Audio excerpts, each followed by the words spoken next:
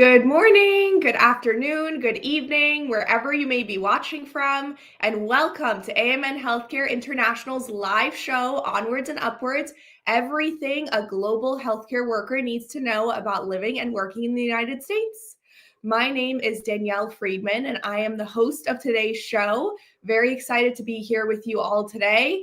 We have a show topic today that is very near and dear to my heart. We are going to be talking about kids in the United States, what it takes to bring them here, what it's like to bring them here. We're going to get into all of that good stuff.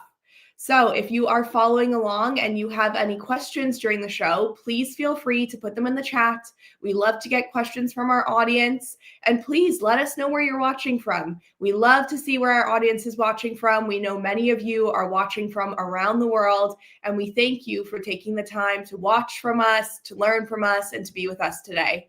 I see we have Rose, who's watching from the UK. Hello to Rose. We have John, who's watching from the Philippines. Hello to John. Angela from Kenya. Tellis from Kuwait.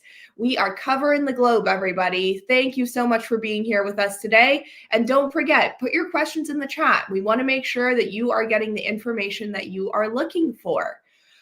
So let's bring out our experts this morning, and let's talk about what we are going to be discussing today. Good morning, everybody. Good morning. Good morning, Danielle and Crystal. How are you both doing today? Doing good. How are you, Danielle? I am good. If you hear my voice is a little bit raspy, it's because I am sick because my two kids are sick. I think you know how that goes. Comes with the territory of having kids. Exactly. As we all know, as I'm sure all of our viewers know who are watching from around the world. So before we get into today's show, let's pull up our graphic of what we're going to be discussing. Our main topic is going to be raising kids in the USA, and we have our experts on who are going to introduce themselves. We're also going to be doing Work Wonders with Joy. So Joy, our recruitment manager, is going to be featuring some of our jobs. And we also have our clinical corner with Holly, where we will learn new clinical lessons. And we also want to give a shout out to our newly arrived nurses, many of whom came with families in the last few months. So we're going to have some pictures from some of our newly arrived nurses. I know I love seeing those. So let's get started this morning. Let's do a little bit of introductions. Kay, if you want to tell our audience a little bit about yourselves and a little bit about your kids, that would be great. Good morning, good afternoon, good evening, everyone. My name is Kay. As you can see, travel nurse hacker. I've been in the United States for almost 20 years now. Out of that, I also had 3 years contract. I came here as a single person in New York City, and after that I did travel nurse contracts, local contracts, crisis contracts. So that time I was single, and then eventually I had kids and family, and there was a lot of transition going on and moving around. I probably have moved way more than a military family, so I've changed address 14 times in almost my 20 years here in the United States. So you can see the movement that I have done with kids, without kids, and with dependents as well. So that's my background. I'm an operating room nurse by specialty, a procedural nurse also, endoscopy, cath lab, what do you call this one? Interventional radiology, as well as your main ORs and ambulatory surgeries. So that's my experience. All right. Well, I'm excited to dive in and hear what advice you have for our audience, Kay. Crystal, let's have you go next. Give your little introduction, please. Hello out there. My name is Crystal. I have been with AMN International working with nurses coming to the US for exactly 3 years today.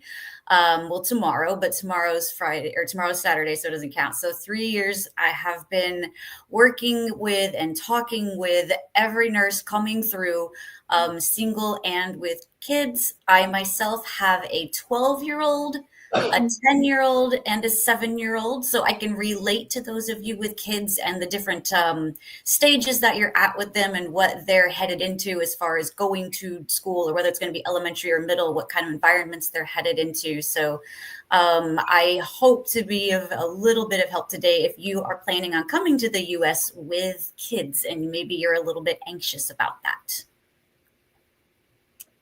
All right. Well, I'm sure you have a lot of good stuff to share. I know some of our nurses who might be preparing to come and are watching the show probably see you as a familiar face. So that's exciting. And as I said at the top of the show, my name is Danielle Friedman. A little bit more background on me and my journey and why this show is so near and dear to my heart. I actually moved to the United States when I was 8. My sister was 4. Our parents packed us up from South Africa, everything we knew, our family. We left, we came here, no family, no help. We were young kids. Both my parents were working. It was a very exciting but difficult transition. And I'm excited to share today some words of advice, some of my own experience. So hopefully between the three of us, we can help some of our nurses who are out there and might have lots of questions, might be feeling anxious about this process because, I mean, as we all know, it is a big step.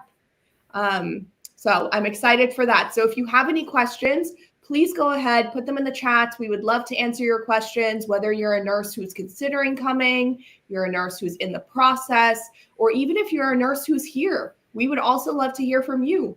Feel free to put your advice in the chat.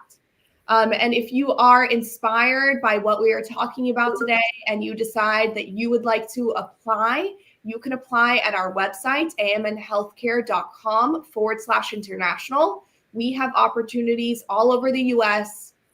We are the only company to have direct hire and staffing options for you. So if you want to learn a little bit more about that, you can apply at our website and we can help you come to the US through either of our options. All of our recruiters are on hand, ready, waiting to help you with your application, and they can help you figure out what path is going to be the right one for you and your family, if that's what you're considering.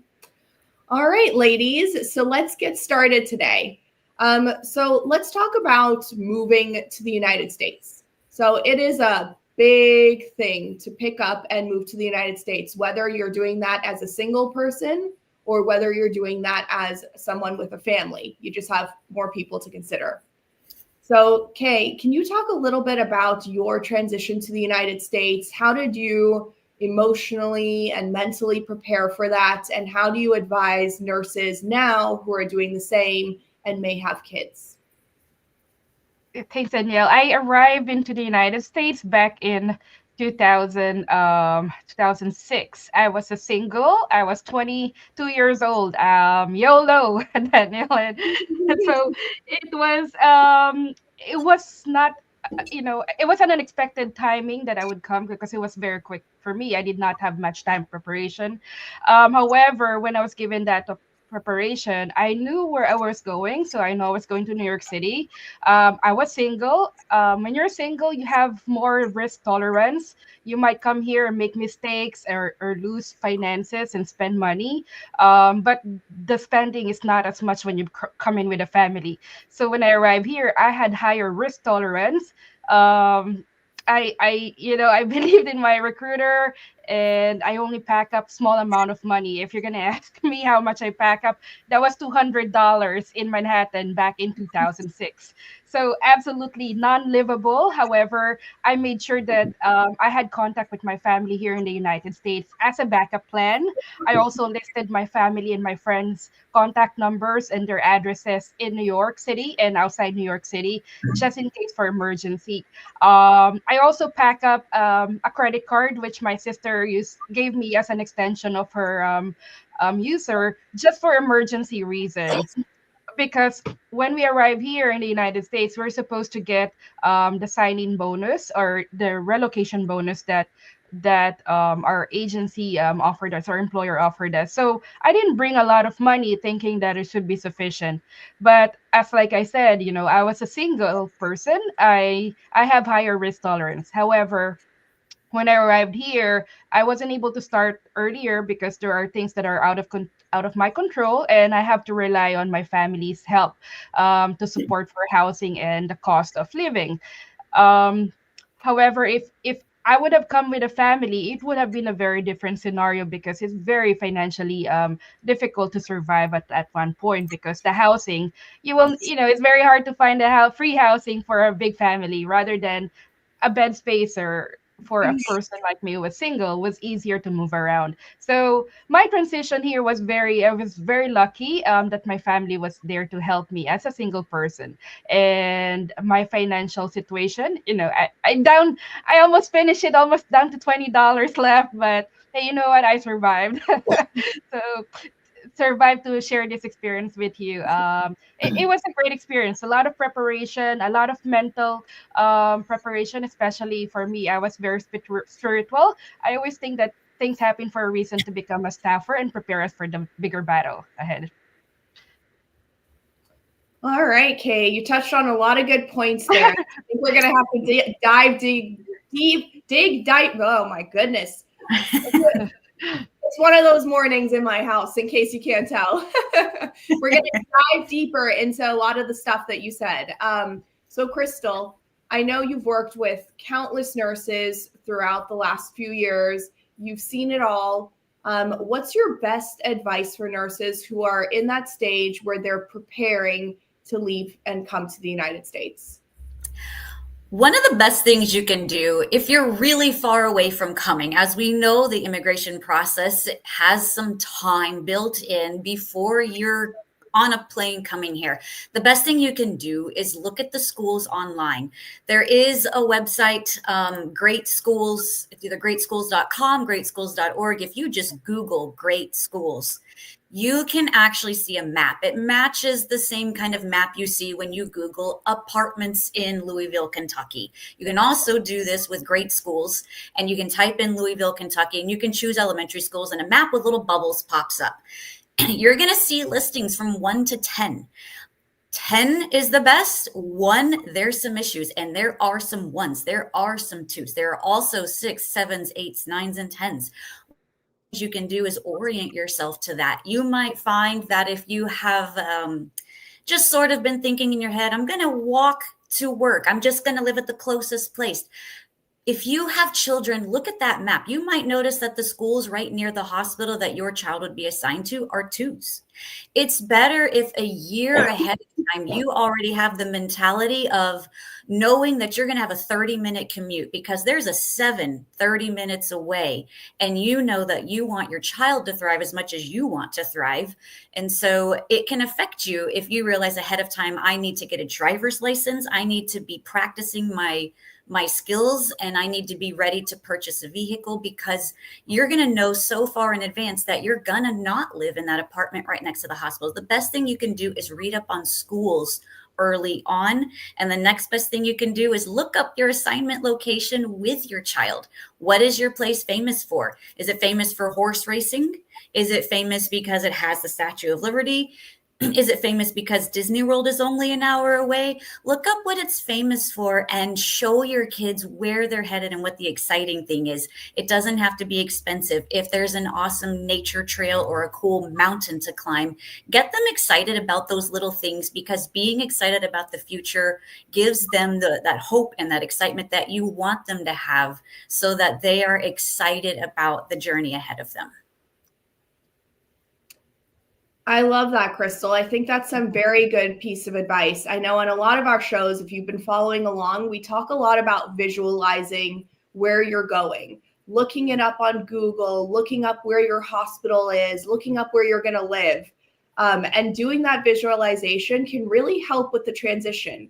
I remember when I was young, so I moved to the United States. It's now 25 years. And we moved first to Los Angeles, and I'll never forget my parents showing me pictures of the Hollywood sign, of the Hollywood Walk of Fame. And as an 8-year-old kid, seeing those things, Disneyland, that was a big one. Seeing those things was very exciting. So, no matter where you're going, even showing them pictures of a beautiful waterfall, a hike, or maybe it's showing them pictures of the main street, and that's exciting. Anything is really new and exciting to kids, as all three of us know, as I'm sure a lot of you know that are watching. But getting your kids to really visualize and imagine what their new life is going to be can be a very exciting part of the process. So, Kay, I know you moved here as a single, but you have seen a lot of nurses come. You've worked with a lot of nurses. What do you see as their greatest struggle when they're coming? And what do you see as their kids' greatest struggle when they're coming to the United States? So for the parents who would come here with the kids, the nurses would come here with the kids. The first thing they really the challenge is the emotional. You know, when they see their kids like struggling, like being away from their family and friends, it puts a burden on them. I think that's one of the most neglected part, that the nurses carry, you know, a burden as well, seeing their kids like that being separated. And I have done that as well. I have moved to different places and cities, and bringing my kids, leaving their friends behind. I can see that. So what we did before was like that we actually like preset their minds like 6 months before that we move, that we exactly showed them what you're going to be expecting on the other side, what you're going to be pros and cons when you move to the other side of the world, or the different location or different states. So I think this applies, Danielle, not only to international nurses coming to the United States, but also to local nurses traveling to different states, bringing their kids, is to consider their kids' feelings and emotions, that they're going through struggles as well. And most important thing there is you preset their mind. Let them, give them time to accept, because the first time that you say that you're moving, they're in denial and they're upset. So you have to give them time to accept it. Don't just give it to them like immediately, hey, we're leaving tomorrow. Right? So that's the most devastating thing you will do is, but however, give them time to recover and accept the fact that, hey, you know, I'm losing where I was before, but however, focus later on the things that is better. So later on, I saw my kids now, my child had to leave his best friend when he was 8 years old to go to a different state. And we set his mind like 6 months ahead. We told him already we're moving. And we showed him where we're moving. And then eventually, you know, by the time that we had to leave that location, my son wasn't crying, but his best friend was crying. But my son would say, it's okay. It's not the end. We'll still connect with each other. We'll still talk. So my son already had planned that he will move on and we will still be connected. We're not separating. So I think it's one of the best, the most important thing that parents and nurses have to focus is that separation anxiety that the kids will feel. And you have to acknowledge it, okay? Because you don't want to see your kids crying there. You want to see your kids excited. So that's one thing that I want to emphasize that. So that's a great point, Kay. You know, it's not just about preparing for the transition, it's about what happens when you're actually here and really empathizing with what your kids are going through at really any age. You know, I have a 2-year-old, and even just small changes in her life can be big changes. Kids are young and they're resilient and they get through change, I would say, probably easier than adults. But it's tough. It's tough to leave what you know. You know, I'll never forget leaving my best friends. I was 8 years old when I moved from South Africa, and it was very difficult. But my parents allowed us to keep in touch. They really helped us to do that. At that time, there was no social media, no video calling, but we used the phone. I remember we wrote each other letters, which was actually something that was fun for me, you know, running to the mailbox, seeing if I got a letter from my friend in South Africa. So there are definitely a lot of ways that you can try to prepare for that transition to make it a little bit easier. Crystal, what advice do you have for nurses on how to support their kids when they're newly arrived? So they've touched down, you know, that exciting moment is there, and maybe that culture shock is kind of starting to set in for them and their kids. To be honest, when you first arrive, there is always going to be a bit of a honeymoon period, and this can hit different, especially in different ages of kids. And although all kids are going to miss their friends and miss their routine, because we are all humans, we're creatures of habit, at least a little bit, even if we're adventurous. It is going to hit a little bit different for a 5-year-old than it's going to hit for a 16-year-old. So if you have a 16-year-old who has very tight knit friendships in their hometown, they might not be as excited in the honeymoon period as you would have liked them to see. Your little kids, they're more open. They're still more carefree. There's still a little bit less anxiety in a 5 and a 6 and a 7-year-old than there is in an older kid. So when they first arrive, let them be how they want to be. If your teenager is a little bit moody, the best thing you can do is let them be moody while you also be encouraging. Never tell them, I'm doing this for you, because they're going to see you going through change and hard times. Also, you never want to put that on your teenager, that it's their fault that you're going through anything. The best thing you can do is just encourage your kids. If they are excited, like they most likely will be, ride that wave. If they want to go see something cool, if there's a statue in the town or there's a big building or there is a nature trail, make sure that you follow through and take them to those things, because that's what's going to keep that hope alive and keep that excitement there until they start to make new friends and adjust. But the best thing you can do is support their feelings, be positive about their feelings, and follow through on those things that you are going to take them to see. The beginning is usually a pretty fun part of the process. So ride that wave. Good point, Crystal. The beginning is definitely the fun part. For you and for your kids, you've done all of this hard work. Fun, but I will say a little bit of anxiety, I'm sure, for a lot of people, because it is a big change, but hopefully more exciting anxiety than fear anxiety. You've done all of this work to come to the United States, which is not an easy path, no matter which way you cut it. And now you're here and you've reached, what you see as your American dream. And there is that honeymoon period. You're happy you're here, you're seeing all of the positives, but then suddenly things might start to settle in.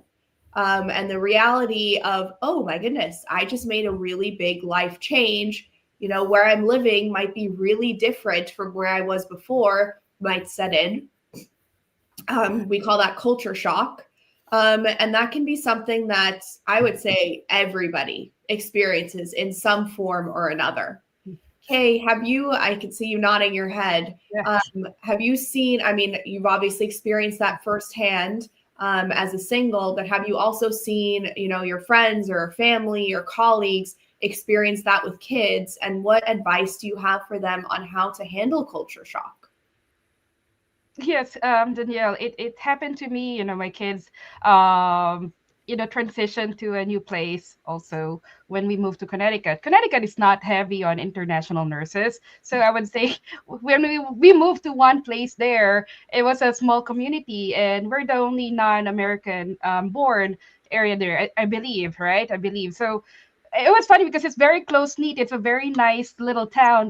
They don't even have a grocery in that town, right? So we're the only, I would say, Asian that I've seen there, and everybody knows my child. Even the fire department knows my child. They would say, "Hey, you must be the mom of the, of this kid." I said, "Yes." So easily. So what I'm saying here is, like Crystal had mentioned, the age is very important. You have to know, you have to be specific with the age of your child. Like when we moved to a location when he was like less than 2 years old, the culture transition is not hard because the universal language of children is play. As long as they're play, they can, there's no culture. It's just a play. But when they become older, then that's the start of feeling of like I look different. I am not the same, right? So my son now growing up here, and a lot of my friends also had the same situation. Like they could not connect with the locals. Okay, so the locals would say this is what we listen to and this is what we do.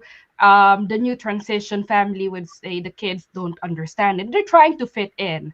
All right. So my advice for those families bringing their kids of the higher age or teenagers, which are harder to adjust, is research a lot of activities for them. research smaller group activities and introduce them to those. Because when they start with a smaller group, for example, there is called a life teen in this community where we're moving.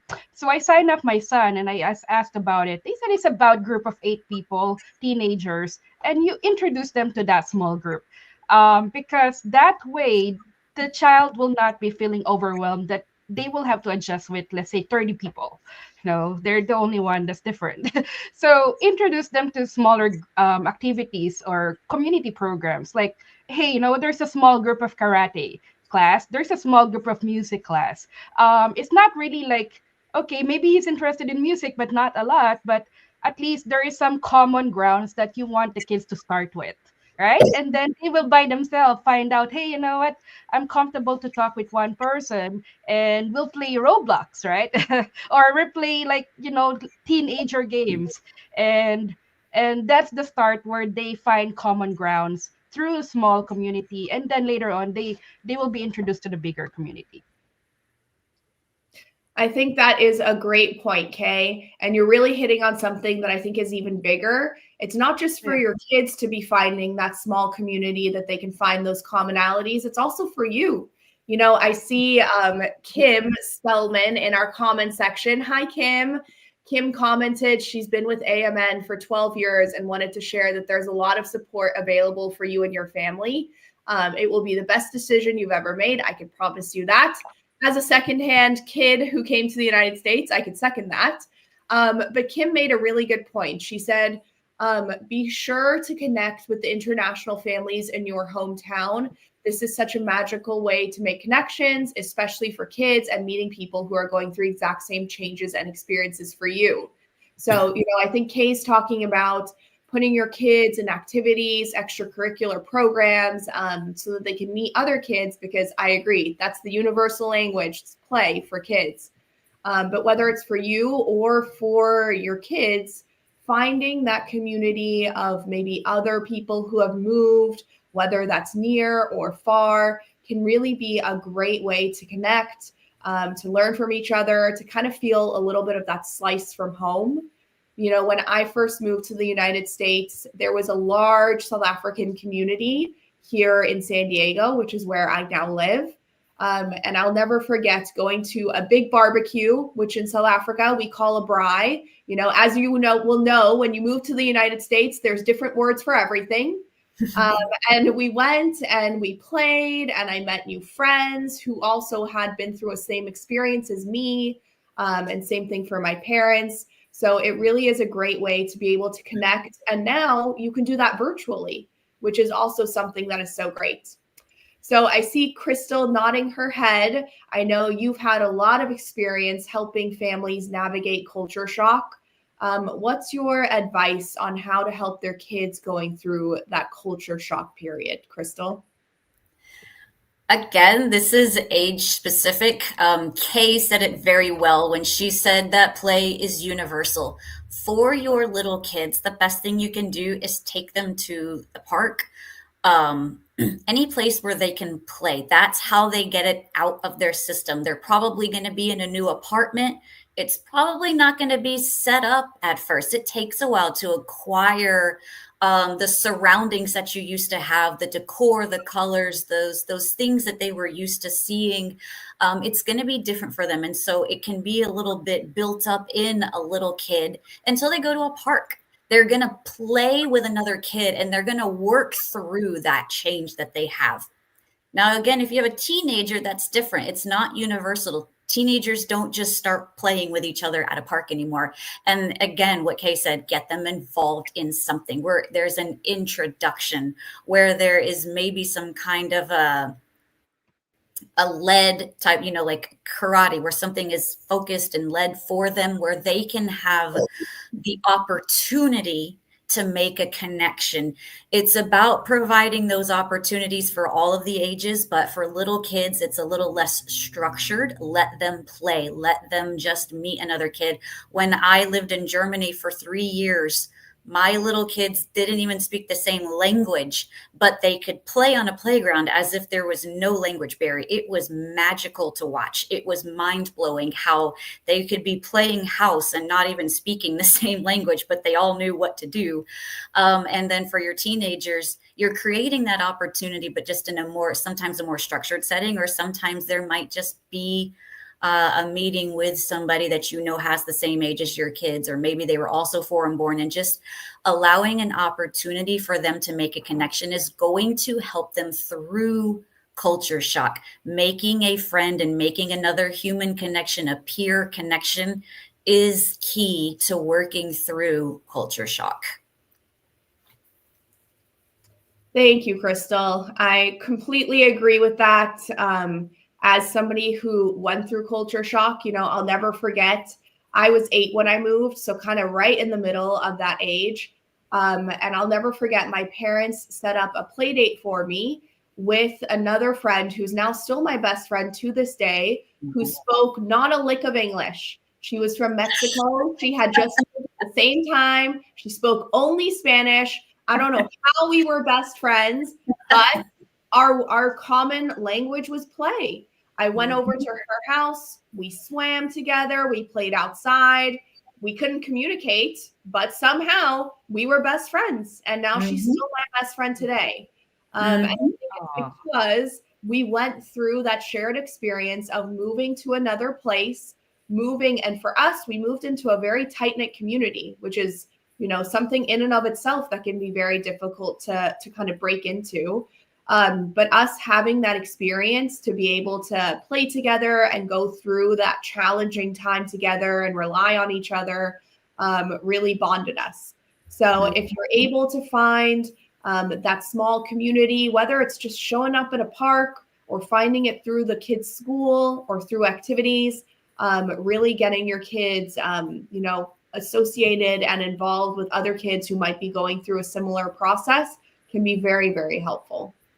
So before we switch gears a little bit, I see we have so many people who are watching and have commented that they are watching, and we are so appreciative that you take your time out of your busy schedules to follow along with us.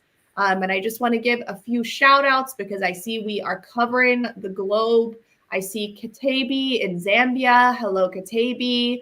Romalie watching from Egypt. Hello, Romalie. John is saying good morning, ma'am Kay. So John is saying hello to Kay. We have got nurses and who are watching from all over the world. So thank you all for being here with us today. You can go ahead and put any of your questions or comments into the chat, and we would love to take them. Our experts are here. They are giving their advice, and we would love to help you through this navigation of this process. Also, if you're feeling inspired by what we're talking about today, you can apply at our website, amnhealthcare.com/international. Our recruiters are on hand, they're ready, and they are excited to help you reach your American dream. So let's switch gears a little bit. We've talked a bit about culture shock, which if you're following along in the chat, we have a whole show on culture shock. You can learn all about that because there is a lot to that topic. But let's switch gears a little bit and talk about schooling. So Crystal, you touched a little bit about schooling when we first started the show, but maybe you can tell us, how does one even go about registering for school? It's kind of a topic that feels a little bit scary for somebody who's watching. Things are done differently in the United States. What's your advice for nurses who are planning ahead or are going to be arriving soon? Sure. So registering your child for school does not have to be intimidating at all. If you're going through the immigration process, there is a lot of things that you are doing that are rigid, no forgiveness or start over, a lot of difficult things that you're going through with paperwork and interviews. Registering your kid for school is going to be a breeze. You're going to bring in what you have. If there is anything that shows how they're doing in their grade, that's helpful. They are not going to turn you away if there's nothing in English. Some of you will come from the Philippines where you can get school records in English. Some of you might come from the Middle East where maybe they won't put that in English. That's okay. You don't have to come here stressed and afraid because you don't have something to show how your kid is doing. It's helpful if you have it, but it is not a rigid, unforgiving process. They're going to need immunizations, which many of your children will already have the ones necessary simply because immigration also required some immunizations. If there's anything you're missing, they'll just let you know which ones are missing and you'll go get those immunizations. It can happen that same day even. You're going to need their birth certificate because you are going to want to prove how old they are, and you have a birth certificate if you're making it through the immigration process. So you have that one, no problem. You'll need their passport, which you also easily are going to have by the time you arrive here. So you're going to show their birth certificate. You're going to show their passport showing that you're legal in the US. The final thing that you will absolutely need in order to register your child for school is proof of residency. Our schools are zoned for certain areas, which again goes back to that map and learning where the good schools are and then figuring out which apartments are close to those or which rental homes are close to those. You're gonna go show them your proof of residency, which shows, yep, my kid can go to this 6 out of 10 school. And anything, 6, 7, 8, 9, 10, those are good schools. Below 5, you're getting a little bit scary. So you want to show, yep, I live here, and they're going to require that to register your kid for school. And that's something you can't not have. You're going to move somewhere. And so you'll just show that. You'll have the birth certificate, you'll have the passport, you'll have the proof of residency. You may have a decision to make if they're in a middle age, maybe they were in 6th grade and they're going to start middle school here, but maybe you're just a little worried about the changes. You might opt to put them in 6th grade in America one more time. That flexibility will be available to you. You'll be able to hold them back a grade if you feel like, let them go to elementary school for one final year again, and then they'll head into middle school with friends. A lot of parents actually choose to do that. So there is some flexibility regarding those kinds of judgment calls. And then the actual paperwork to register, you've got it. Nothing to stress about. Let yourself follow through into the process. You'll go to the school, you'll show the things you have. They'll let you know if there's any extra immunizations, and then your child will be there within the next day of school. If it's summer, you'll wait till that first day. If you're coming in the middle of the school year, they can start the next day.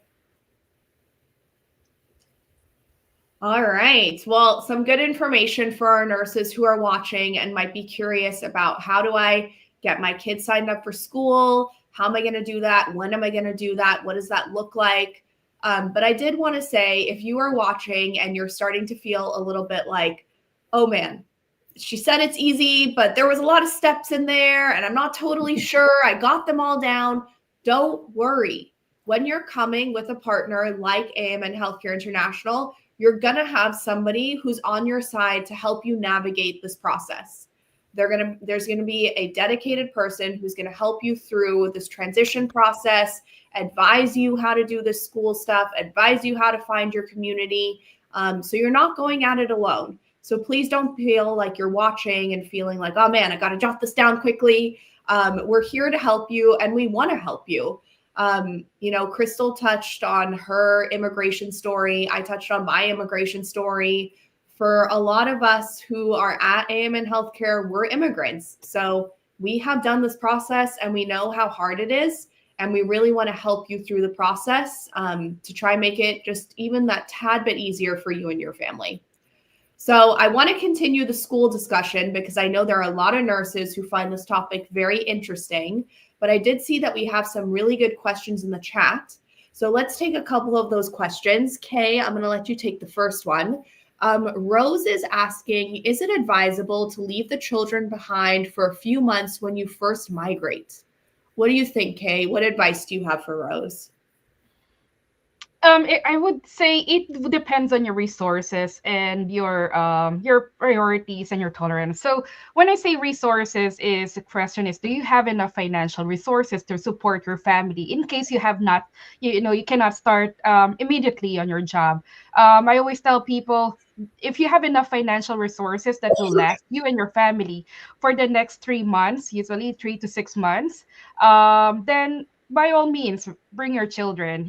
If there's something that is your priority. However, if you do not have the financial resources and you just want to bring your kids here, expect that it will be very, very challenging and difficulty, because not all people will start their job immediately, and there can be onboarding issues, and this is not something that is at fault of the agency or your employer. There are so many factors that plays when it comes to start date that you can control, and sometimes you cannot control, right? So there are also board of nursing. Sometimes people come here and their licenses were not activated immediately, so there are things that you will have to consider.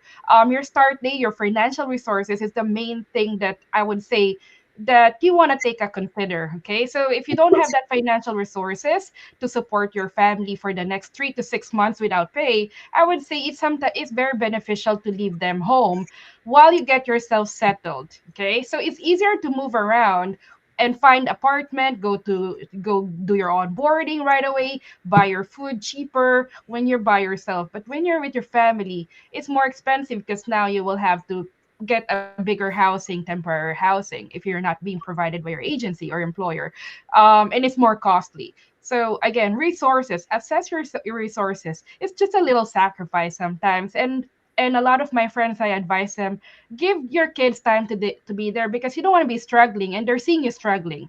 They're drawing their strength from you. You brought them here. The least thing you do is you see your child struggling by moving around too much, or not having the right food, or you're just keeping them at home because you don't have the financial resources to take them out.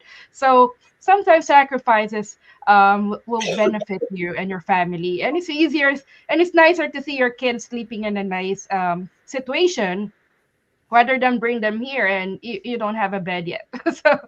So I'm pretty sure your heart's gonna break to see that. And I've done that personally, Danielle and Crystal. When I had my little baby, and I said I didn't have the support system that I needed immediately. I said we'll go home. I stayed home for 4 months until I get settled. We were there in the Philippines, took a break, because it's the best thing. Sometimes little sacrifices will benefit you in a bigger picture later on. But however, I know understand some families wants to bring their family immediately. That's totally fine, and there's no wrong answer. Okay, so but it's really a matter of your priority. If your priority is to have a support system immediately when you come here, I recommend just prepare yourself financially very well. Enough resources to survive in the next 3 to 6 months. When I say 3 to 6 months, you're talking about at least 4,000 every month when you're coming in with kids with family of four, at least minimum. Okay, 4,000 per month. So that's the financial resource. You want to be a safe. I think that's great advice, Kay. And I think you really hit the nail on the head when you said there's no right answer. Everybody has to do what's best for their family. I'll never forget when I moved here. So I did what Rose is talking about, where I came later. My dad came for 6 months before my mom, my sister, and I, which, there's pros and cons, as we've kind of alluded to. But I had many friends who moved here at the same time as their family. And I think it really does depend. What are your resources? What are your goals? Also, what community are you moving into? There are a lot of factors to consider that you need to really think through for you and your family. And again, there's no right answer. Crystal, I kind of see you nodding your head a little bit like this. Do you have anything to add to Rose's question?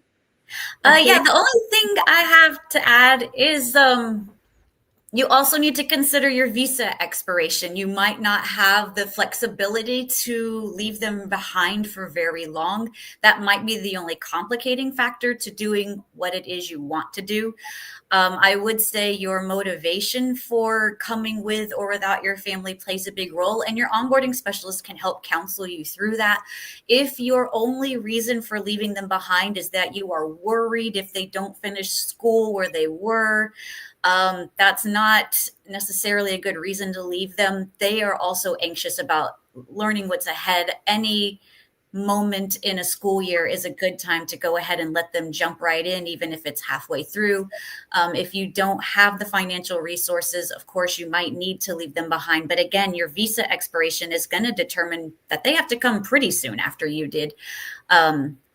Resources within the city also play almost probably the biggest role. If you're moving to a city, a place with resources, it's fine to just bring your kids with you where you can have, you know, you're going to find an apartment quickly. You know, there's plenty of school systems, you know, out there with a range of schools. If you're moving to a remote location, that is one of the times it might be better to prepare the road ahead of them. If you're moving to a remote location and they might not have apartments readily available, the school might be a complicated system where you have to try to get a bus to come to the area where you're moving to. There can be complications in remote areas, but in an area with resources, a regular sized city, there's no reason to be afraid to bring your family. So never let that be the motivation for not taking them. You can take them, just also make sure you're factoring in your visa expiration into that, so that you're not probably going to leave them for very long. All right. Well, thank you, Crystal. And thank you, Rose, for your question. As I always say, discuss it with your AMN onboarding specialist. Discuss it with your friends, discuss it with your family. Try to figure out what's going to be the right decision for you. I often think talking through these topics, you know, there might be factors you're not considering, can really help you come to a good resolution and plan forward for you and your family. But thank you, Rose, for your question. We appreciate it. Okay, you got something to add? Yeah, I want to add, Danielle. This is a very good question that a lot of families have asked me, and this is starting to be. I think there's more volume now that people are coming here as a single parent. They're very worried. Their children, they don't know where to put their children. They're single. So just for give you a guidance there for single person, I was one part of my life became a single mom, and the most important thing is finding a childcare. If you're, identifying the age of your child. If your child is young, like less than 2 years old, your child care, there are a lot of options like daycare, there's daycare, there's au pair if you have financial resources. Au pair, AUPARE is au pair. They can also stay home with you. However, it's a visa processing. So the fastest way for me to find a help is finding daycare that are available. So you have to have a fixed schedule that will make you survive that job. Okay, so what am I saying there is fixed schedule. You want to have as much as possible a day shift. If you can get a day shift, have that conversation be done with your employer during interview, and make sure that when you're being interviewed, you open that information because it's very important you get a fixed schedule if you're a single parent. Make sure that the child care available in that area are open before 7 o'clock. There's no way you're gonna have a child care at 7 o'clock and your work is at 7. That doesn't work. So you have to find there are a lot of child care centers that are open at 5:30, sometimes or 6 o'clock.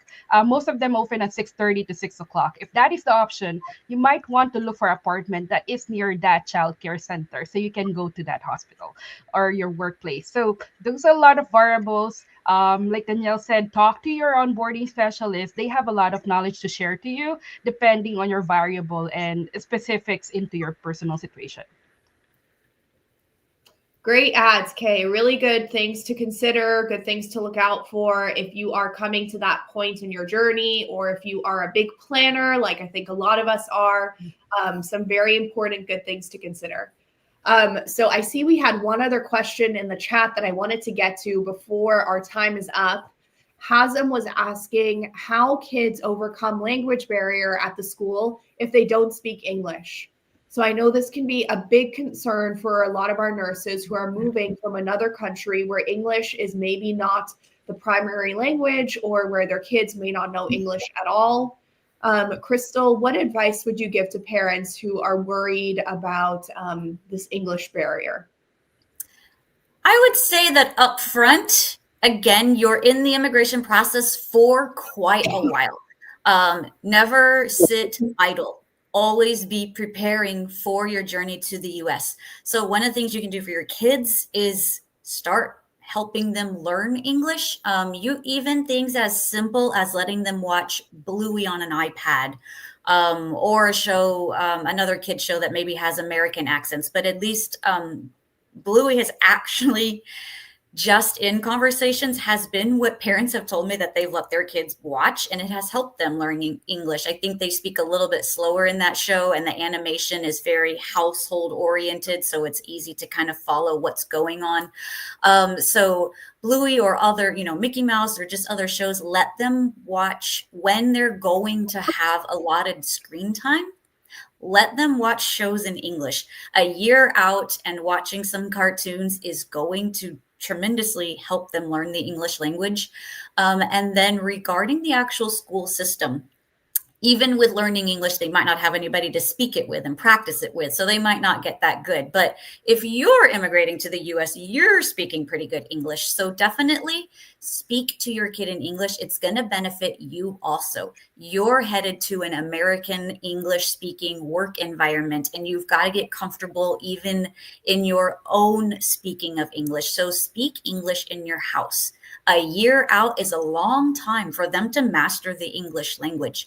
Now, let's just say you maybe didn't have a year, or maybe you're watching this show and you're coming in a few weeks. The best thing you can do is breathe. Our schools in America have ESL programs, which means English as a second language. My own children are in a class right now. One of them is in a class with a child who only speaks Turkish. Her family just moved from Turkey. The girl has never spoken English. She's in the school. They are working with her. She's going to keep moving up through the grades. She's going to keep learning her math. She's going to keep learning her science. And I have another child in her class just received a child from Puerto Rico and doesn't speak any English. Our schools are equipped to handle the melting pot that we are.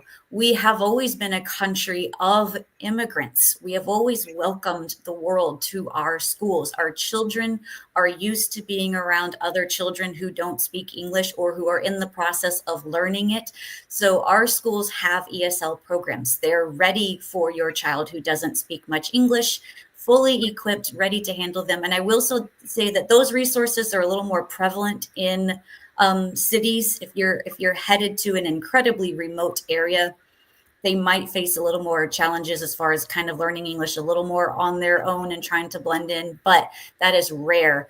In any regular sized city that has those schools on that map that I've told you about that are, 6 out of 6, 7, 8, 9, 10s, ESL is very prevalent in our public schools. This is not a private school thing. This is the free public schools. We have ESL. So breathe. If you're coming soon, your kid hasn't mastered the English language, neither has most other immigrants coming to our country. So let them go and attend. You will find that it's fine. They're going to thrive. They will thrive. They will be on a path to thrive pretty quick. Our ESL programs are very, very good in America.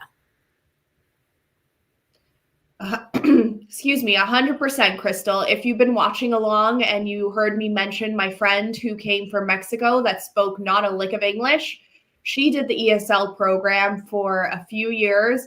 And I would say she's one of my smartest friends. She knows English, she knows math better than I ever did. So don't worry, your child will learn English. Your child will go through this program. There are a lot of programs outside of the school that they can also do. Duolingo, as Kim mentioned in the chat, if you are following along, is a great app that you can do, that your children can do to help better your English skills. So depending on the age of your children, that could be a really great resource. But don't be concerned. There are plenty of resources that you and your family will be able to take advantage of when you move here. So I know we are almost at the top of the hour. I want to give you guys one chance to give one final piece of advice for nurses who are watching and considering moving with their kids to the United States. What's one final word of advice that you can give? Kay, we'll start with you. The final advice is you came here to the United States for a reason with your family, and your priority is definitely make a better life for your family and your children. And the only way to achieve it is really through good planning. Good planning, prepare yourself, mindset, and always listen to your kids. If they're feeling something have a conversation with them. Make sure that you're checking on them every day, and they're okay. And guide them, because it's not only you're the one who's adjusting; they're adjusting worse. Because when you're working as a nurse, you have more. You're very busy. You forget a lot of things. You don't pay attention to a lot of things because you're busy at work. You get home, you rest.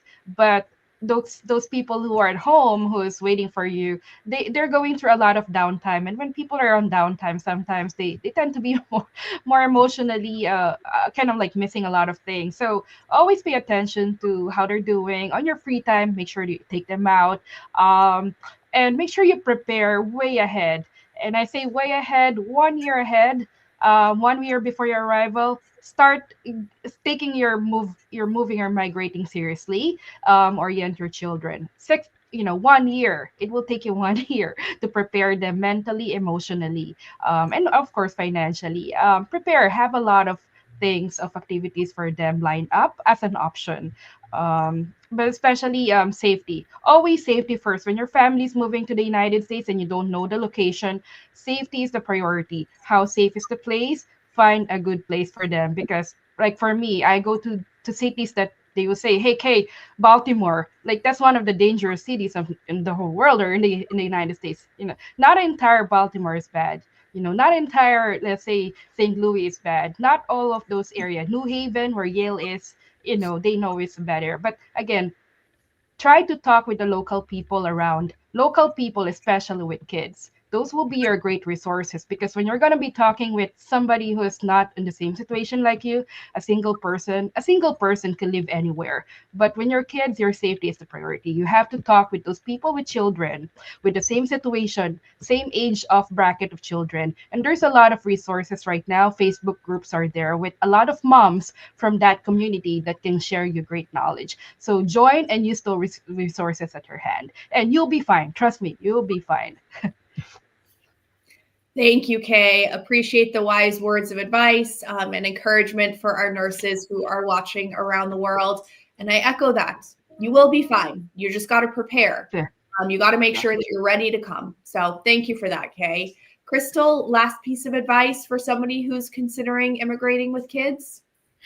Yeah, my final piece of advice is remember that kids need a strong foundation and they need hope. So just be a strong foundation, as in you're available to them, you're dialoguing with them, you're talking to them, you're open to them sharing their feelings with you, and hope. Always talk about the good things that are coming. Acknowledge that it can be hard. It's not a game of pretend, but even as adults, we need that hope. That's what brings us forward into tomorrow with excitement. Let the kids know what the good thing is about the place that you're moving. Some of it's going to be flashy if you're moving to a big downtown or something like that. And some of it is going to have other advantages. Maybe the nature is gorgeous, and maybe it has a very low cost of living because it's a little more remote, and you can tell your kid, pretty soon we're going to buy our very own house. You have that reality within a year to two of moving to the US, especially if you go to a low cost of living area. So whether it's the flashy and the, amazing things you've seen in movies, or whether it's more nature oriented, get your kid excited about the good things to come. It is one of the greatest things you can do to help them transition, no matter what age you are, whether you're 5 or 95. Having hope is what brings you into tomorrow with excitement. And that's what we want for our children. So be sure that you never lose sight of being their foundation and helping them to have hope every day. Beautifully said, Crystal. I absolutely love that and could not agree more. And now, as somebody who is living on the other side, came to the United States as a kid, I say to my parents all the time, it was the greatest blessing they ever gave me. I know it wasn't easy. I was there. I remember it. And I'm sure there's a lot that I don't remember. But it's a great blessing that you can give to your family and to your kids. And it's an attainable dream for you.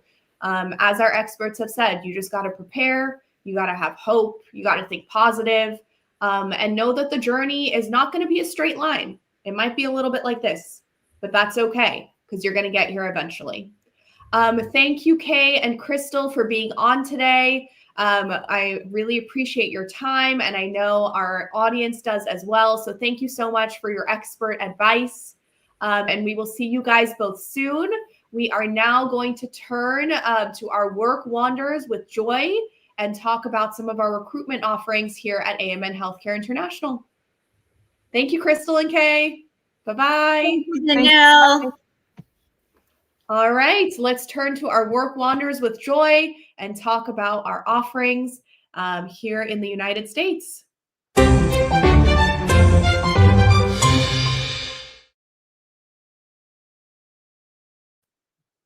Love that floating graphic. Hi, good morning. Good morning. How are you? I'm fine. How are you? I'm doing well. I love that graphic of your floating head shaking around, looking all happy. I'm so Hi, excited. everyone. Yeah, so today I will be talking about direct opportunities for one of our hospitals located in Iowa and the reasons why Iowa is one of the best options to start your life in the US.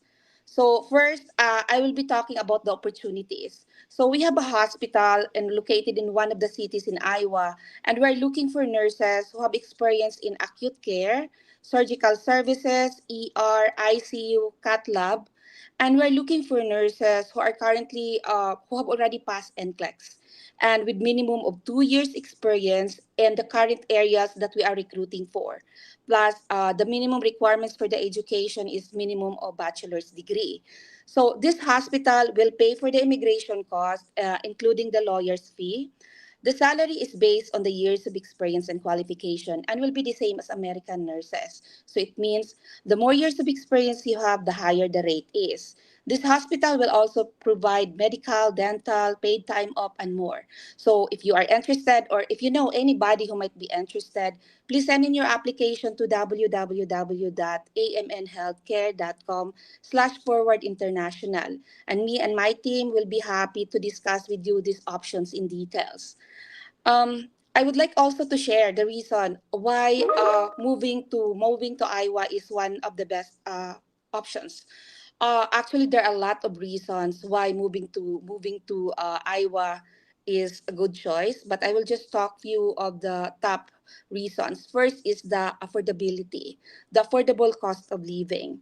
So Iowa cost of living, as per the bestplaces.com, Iowa cost of living scored 80.1%.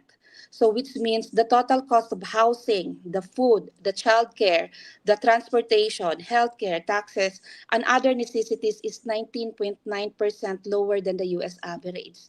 So moving to a new state, moving to a new place, cost of living is an important factor to look at also. So Iowa is consistently ranked as one of the most affordable states with lower cost of living and overall cost of living compared to the other states of the other part of the U.S. Another one is the low crime rate. So for the low crime rate, so Iowa is considered as a very safe state. The very low crime rates. There are some numbers here that I can mention. Iowa, the violent crime rate is 287 per 100,000 population. So this is 25% lower than the national average. It has also the second lowest murder rate in the country. It is the seventh lowest robbery rate in the country. So it's a very safe state. Moving to a new place, you don't know anybody. It's something new to you. Safety is one of the factors to look at, and Iowa can offer you this one. So Iowa's another reason why moving to Iowa is a good option is the quality of education.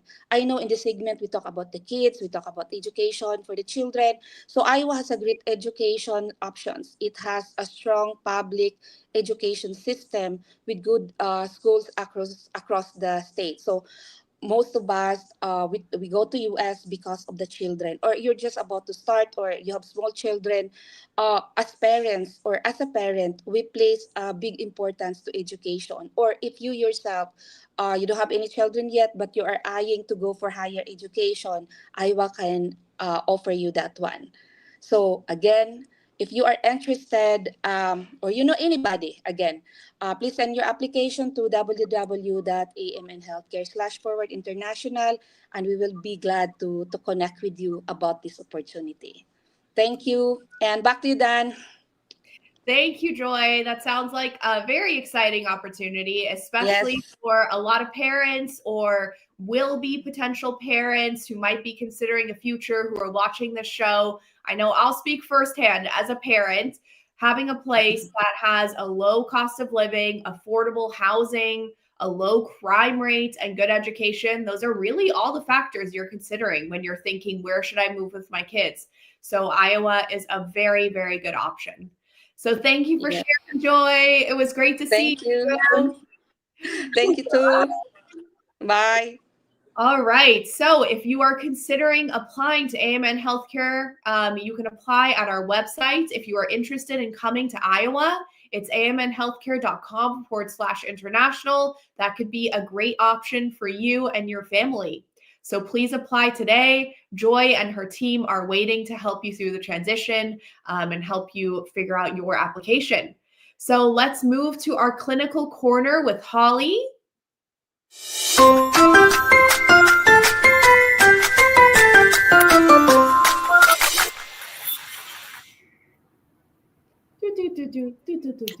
Love that.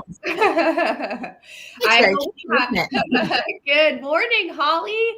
We Good are morning. so excited to hear from you today. What do you have for us today at the Clinical Corner? Today's Clinical Corner, I want to talk about caring for all genders. So what we're noticing in traditional healthcare in an overseas location, maybe some of our nurses, for instance, if you're a male nurse, you may only do certain things for male patients, or you may only care for male. You're told you're going to have male patients, female patients, and you may be doing personal care for both genders, or it can be a little off-putting. So for the fact that we don't separate wards of males, and we have usually private rooms to semi-private rooms in most of our hospitals, a bit. And also our patients and families that are seeking healthcare traditionally find that having a person of the opposite gender assigned to care for them is not off-putting. Now, that being said, there may be some patients who say, I would prefer to have I'm a female and I'd like a female nurse, or a male nurse for a male patient. If they request that, many times the hospital is prepared to try, and sometimes that's not entirely possible. So there may be some workarounds, such as you may have a primary nurse assigned that's a female to a male patient, and yet for any personal care that's needed, like catheter care or something like helping with bathing and dressing, that may be assigned to a male nurse assistant. That request can still be somewhat accommodated and respected. So it depends on the situation, but as far as a nurse being assigned to a specific gender or not, we look more at patient preference versus building a culture where only males care for males or females to females. Just that simple. Very interesting. You always have the most interesting tidbits for us, Holly, at the Clinical Corner. So thank you for sharing. That was great. Awesome. That was nice and quick, but hopefully pretty straightforward. So. Yeah, definitely. And we're happy to have you back. You were frozen for a second there, so we're happy to have you back. Okay. Sorry about that. No, that's okay. We're happy to have you back. We could hear you. So okay. All got to learn. Great. Thank you, Holly, for being on, and thank you for sharing your wisdom from the Clinical Corner. We always love that and look forward to the next one. Thanks, Danielle. Right. See ya. See ya. All right. Well, thank you for being here with us today. Before we go, I want to take a look at our upcoming shows for the rest of the next month. So let's pull up that schedule. Are always from 7 to 8 Pacific Standard Time. We have our Onwards and Upwards Immigration Q&A on February 14th. So we bring on our immigration experts every month You can ask your immigration questions. It's free advice. I highly recommend attending and learning all about the immigration process. We have our LaFora talk show on February 11th. We are going to be talking about the state of the industry. So we're going to be talking about what's going on in the industry, what to expect, a lot of good information there. And then we also have our Nursing in America podcast. We have a new podcast season. It's the immigration series. So make sure to check that out. And we also want to hear from you. What shows do you want to see coming up? What would be helpful to you? What would you like us to cover? So please feel free to put that in the chat. And we would be excited and happy to make sure that our shows are tailored towards you, our audience. So now, as I had explained at the beginning of our segment, we have some pictures of some of our newly arrived nurses and their families. So let's go ahead and take a look at some of those. Congratulations to those families who have made the move and are reaching their American dream. We are so happy for you and so thankful to be a part of your journey.